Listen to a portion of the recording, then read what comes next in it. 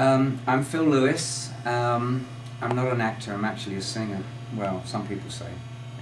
And I have been recruited to play the part of Dr. Gorgon, the evil voodoo murder-for-hire doctor. One shot of you saying a lot of these lines. Okay. And so he'll just be sort of walking right. and we can get a good close-up of him at that point, yeah. too, if he stays in one place. So the transitional stuff, we want to keep less dialogue to. So the Cheryl is a good place for you to sit down. All right, let's do that. Let's put Dennis. Wait. Quiet on the set. Who's directing too? You have this? I got it. Yes. You guys have to start from that far back. You guys should probably just start come a little closer in. Yeah, like at the end of the drawing is fine. Yeah. All right, and you know you marked Charlie to stop at? Oh, yeah. Perfect. All right, action. Yeah, I came up with the idea for Witchmaster General, I guess about 2 years ago.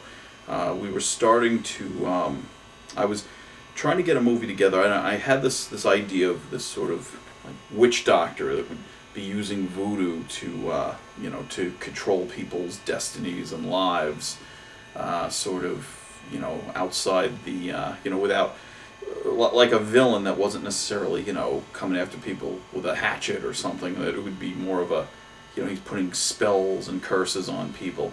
And I started writing this. In the middle of writing it, I started working on Grave Danger, which was an anthology of stories. And then I came back to writing it when I was done. So some of it changed around, and it just came down to plugging the right people into the parts. Oh, what's a pretty shiny car. Yeah. Buckle up for safety.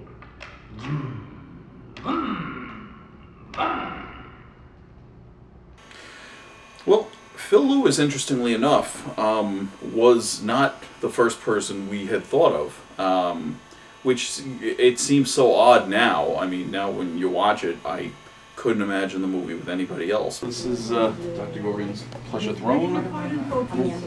It's okay. That'll do nicely. And let's have, let's see. All right, Satan, you're over there. Let's get, girls, Nikki, Debbie, on over this way. Oh, do they have lipstick on again? Okay. No, they got silver masks on. I was always such an L.A. Guns fan. I just was at an L.A. Guns concert one night, and the whole time there thinking, like, you know, who am I going to get, you know, to play, because we wanted a name. We wanted someone that people knew, you know, and that was the idea. So Dr. Gorgon, we wanted a big name for, because, you know, we'd started to work with, you know, people like Vic Martino, and we had a Playboy Playmate in Grave Danger, so we wanted to try and start, you know, getting more people of note involved. So we really wanted a big name for Dr. Gorgon, and it was just coming down to who are we going to get. And it was a day or two later, I just thought, well, wait a minute, what about Phil Lewis from L.A. Guns?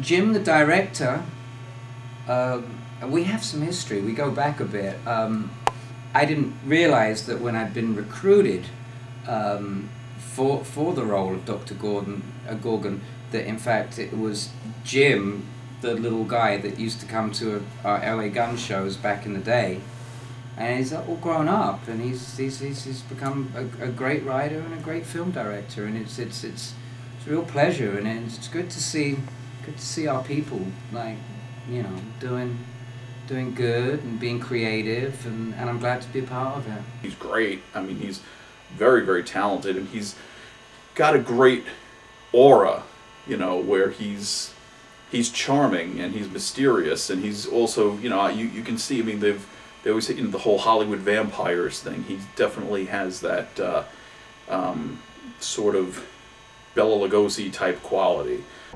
Good. Now I think you have some understanding of what it is I do here. Colleen was great. I mean, Colleen was just absolutely wonderful to work with. I mean, really, you know, she showed up, she was so professional. I mean, she was, you know, just really, really a great team player. Okay, all quiet on the set. This is the one. Action.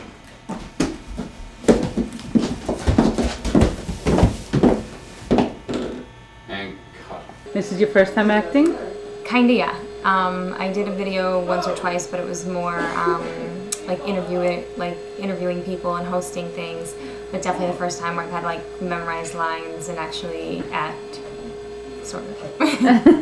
And how do you like it so far?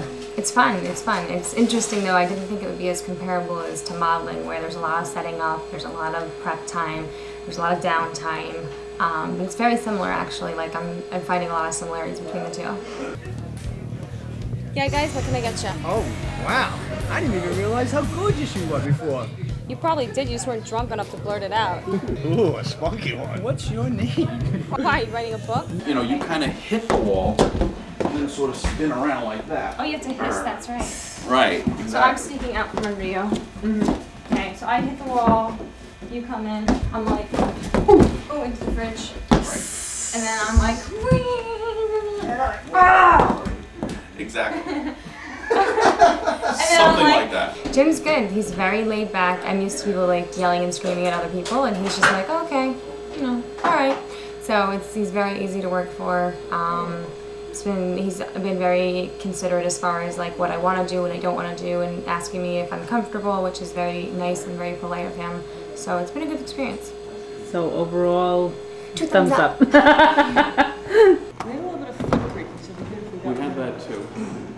After thank you, you just walk out of the shop. Okay. I should have said that. Dr. Gorgon he's a bit of a character, you know. He's eccentric and he's a bit over the top. I kind of put like a dash of Gary Oldman, a little bit of Ozzy Osbourne, a little bit of myself, and sort of mixed it all up and see how it turns out.